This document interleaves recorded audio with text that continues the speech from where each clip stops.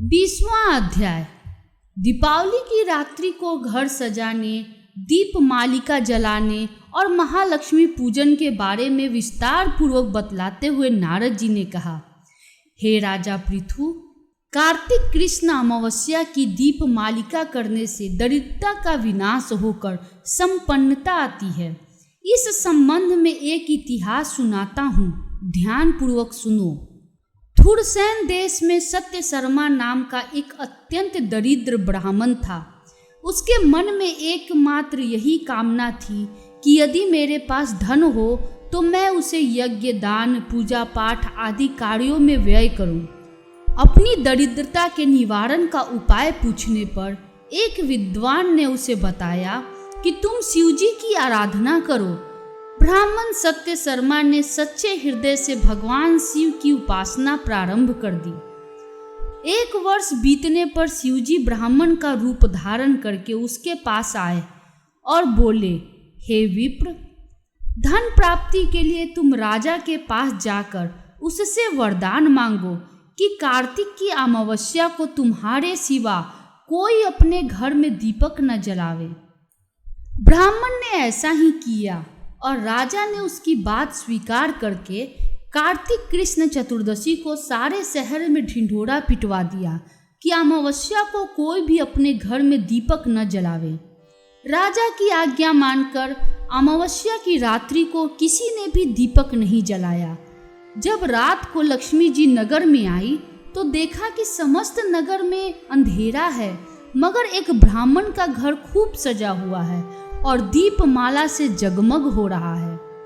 लक्ष्मी जी प्रसन्न होकर उस घर में प्रवेश करने लगी। लक्ष्मी जी को अपने घर में प्रवेश करते देखकर सत्य शर्मा मार्ग रोककर खड़ा हो गया और कहने लगा, हे भद्रे, तुम्हारे पति अति कठोर हैं और तुम अत्यंत चंचल हो, अतः हमारे घर में प्रवेश मत करो।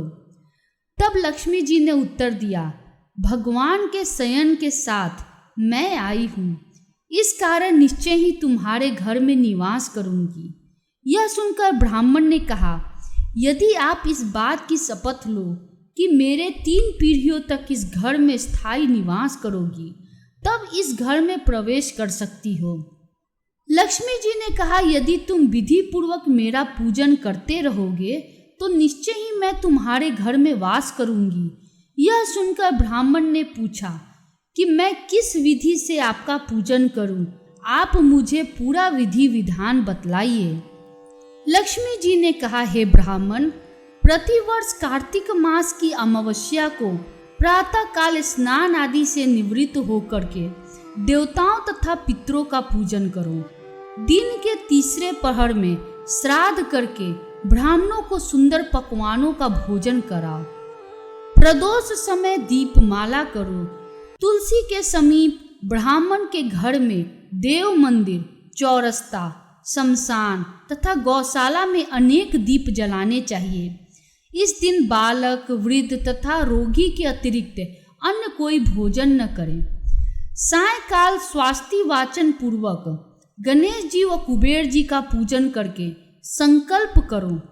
तत्पश्चात लक्ष्मी जी का पूजन करो और कहो, कमल के आसन पर स्थित, कमल के फूलों की माला धारण करने वाली, कमल जैसे नेत्र, गंभीर नाभि, स्तन के भार से नम्र, सुंदर वस्त्रधारी, देवताओं के हाथियों द्वारा मणियुक्त घरों से स्नान करने वाली, हाथ में कमल पुष्प लिए, ऐसा लक्ष्मी मेरे घर में निवास करे।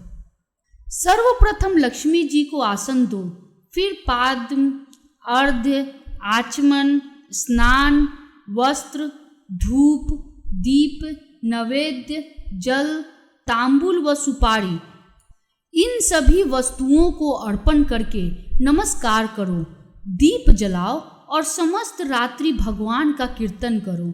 इस प्रकार कुबेर तथा लक्ष्मी जी का पूजन करके ब्राह्मणों को भोजन कराने के बाद बंधु बांधवों सहित स्वयं भी भोजन करो। सत्य शर्मा ने विधिवत इसी प्रकार किया, जिससे उसके यहाँ काफी धन धान्य हो गया।